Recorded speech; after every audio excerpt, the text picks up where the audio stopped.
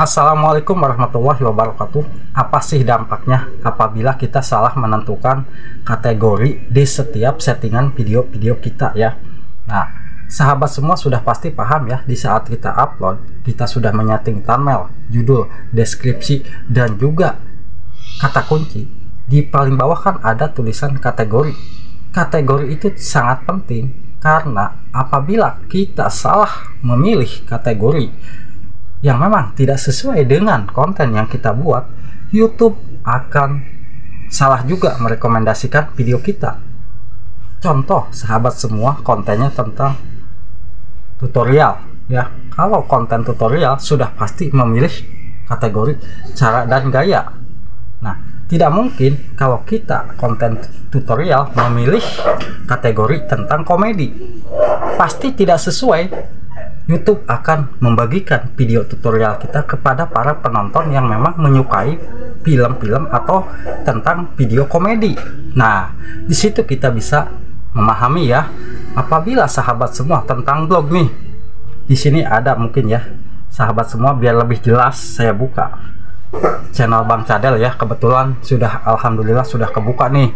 Di sini biar lebih jelas karena banyak bermacam-macam kategori yang bisa kita gunakan di dalam setiap settingan video-video kita sesuai dengan konten yang kita buat. Nah, di sini Abah buka video yang mungkin isi kontennya tentang mukbang ya. Kalau kategori tentang mukbang, di sini kita bisa melihat pilih yang mana karena ada beberapa pilihan. Nah, di sini ya, kalau kita memilih, di sini ada tanda plus kategori. Nah, sudah pasti kalau saya memilih cara dan gaya itu tidak nyambung. Kenapa? Karena cara dan gaya itu hanya untuk kategori video-video yang mungkin tentang tutorial masak, tutorial bengkel, ataupun tutorial yang lainnya. Kalau untuk mukbang, sudah pasti kita harus memilih yang mungkin vlog dan orang. Nah, vlog dan orang itu sudah pasti nyambung ya. YouTube akan membagikan video kita yang mungkin para penonton yang dibilang menyukai video-video tentang vlog. Nah, di sini lalu sahabat semua, apabila nih kontennya tentang ngevlog, Bang, apakah kita harus memilih kategori vlog dan orang? Ada dua pilihan kategori di saat kita membuat konten tentang vlog ya. Nah, vlog dan orang itu bisa jadi nyambung untuk konten-konten yang tentang tutorialnya tentang ngevlog. Mau ngevlog perjalanan, mau ngevlog tempat wisata, ataupun ngevlog tempat-tempat yang lainnya ya. Nah, di sini juga ada pilihan yang lainnya. Di sini ada perjalanan dan acara ya. Kalau kita pilih perjalanan dan acara, itu juga masih nyambung.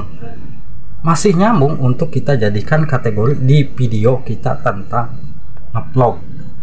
Nah, di sini sahabat semua harus pintar-pintar ya memilih kategori supaya video kita itu betul-betul disebarkan kepada para penonton yang memang sesuai dengan minat apa yang mereka suka. Nah, kalau sahabat semua memilih kategorinya mungkin isi kontennya tentang perbengkelan. Apabila sahabat semua membuat kontennya tentang perbengkelan, mungkin di sini ada juga dua cara untuk kita memilih kategori di video kita. Di sini sahabat semua kita bisa memilih cara dan gaya ya. Itu masih nyambung untuk konten tentang perbengkelan.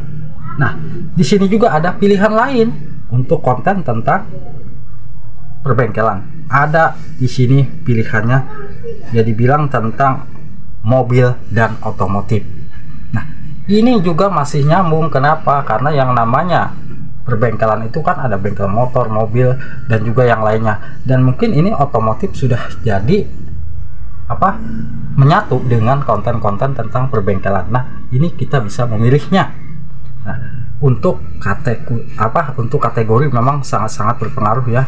Tapi kalau sahabat semua isi kontennya mungkin tentang cara masak, cara apa, nah itu dua untuk kita bisa pilih kategori cara dan gaya dan juga vlog dan orang ya.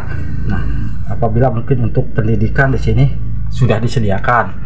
Apabila untuk kategori tentang musik di sini juga sudah disediakan.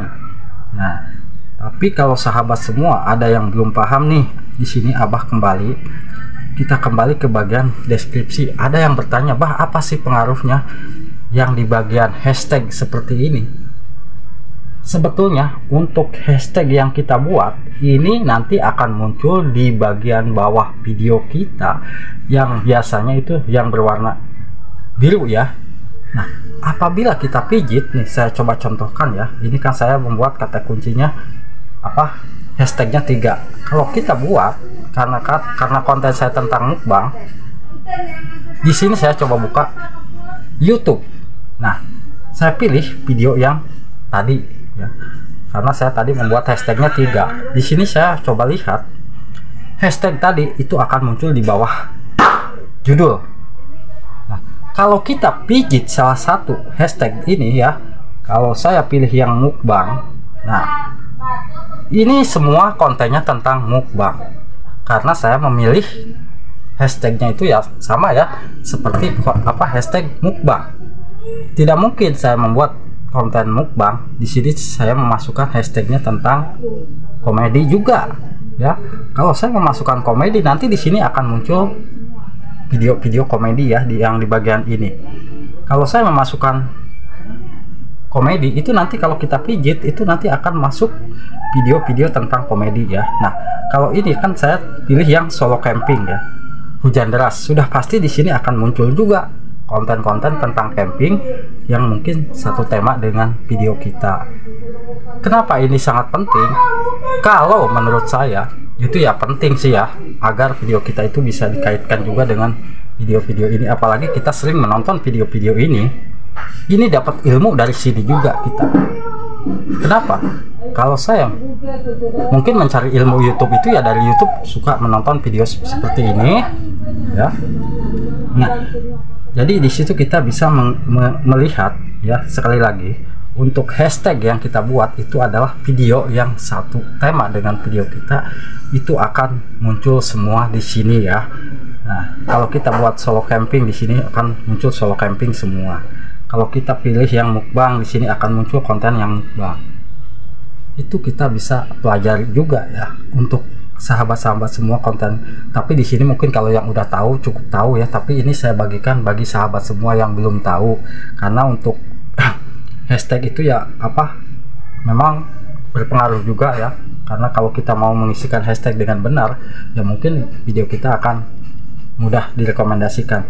Nah, di sini untuk konten camping, kalau saya mungkin tentang kontennya tentang, saya cari konten camping ya, berkemah nih, saya pasti akan memilih kategori kata kuncinya tentang blog dan orang juga ya.